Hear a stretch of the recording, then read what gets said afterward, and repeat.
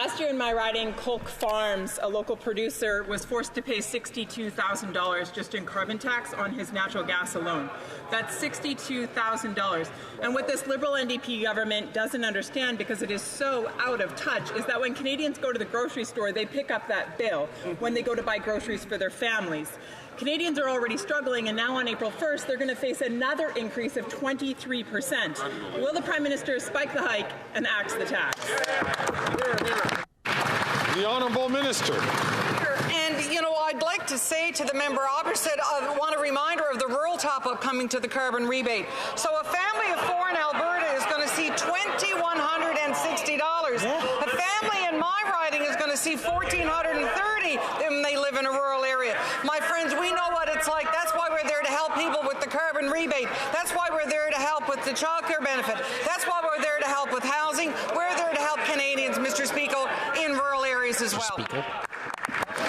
Before I get to the honourable member from Lethbridge, I'm going to ask all members, please, to only take the floor when they are recognized by the Speaker to do so. The honourable member from Lethbridge. I think what's clear is that the Liberals have a dysfunctional relationship with the truth. You see, Canadians pay more than they actually get back. And so for the average Albertan family, they pay $2,943. Meanwhile, they get back $2,032, which means ultimately they are $1,000 in the hole. That is how much they are having to remit to this government. That is how much this government is pickpocketing from them. Why is this government doing that to Canadians when they are already struggling to pay their bills, make ends meet, provide for their family? The Honourable Minister. Mr. Speaker, I'm not sure what's happening on the Conservative side of this House. Maybe it's that they've joined the Ag Chair in the Witness Protection Program when it comes to defending the interests of Albertans and their pensions. Where's the MP for Edmonton Mill Woods? Where's the...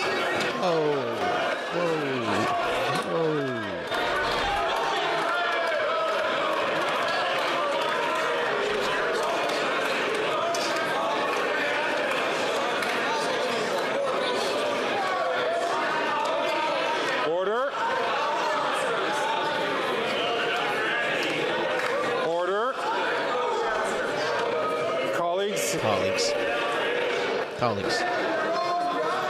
The honourable member from South Shore St. Margaret's, I'm going to ask him and ask all members, please, to allow members to speak for two reasons. One, so that the Speaker can hear the question or hear the response.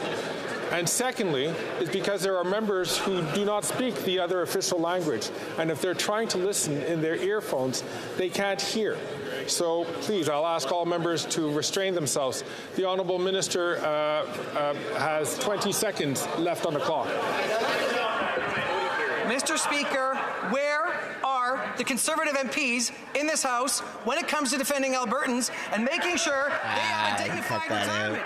They are silent on CPP. They are silent on defending Albertans.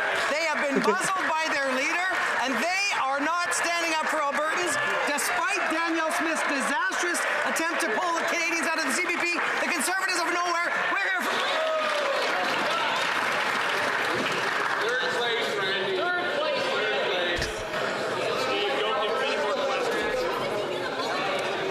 Colleagues, it's been pointed out to me on several occasions that question periods should be 45 minutes long. If we take up time from here, that means that questions get dropped. So let's not do that. Let's try to keep ourselves to time by respecting those who have the floor. I'm certain everybody would like to hear the question from the member from Tobic-Matquac. Thank you, Mr. Speaker. I'll tell you where Albertan MPs are. They're standing up for their constituents and voting non-confidence in this government.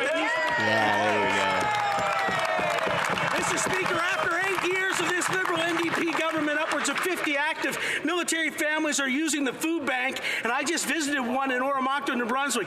50 families who are serving at Base Gagetown, Canada's largest military base. This is an absolute disgrace and completely unacceptable. Now they're adding insult to injury by hiking their punitive, ineffective, and useless carbon tax. When will they finally listen to Canadians and show some respect to our nation's finest and act?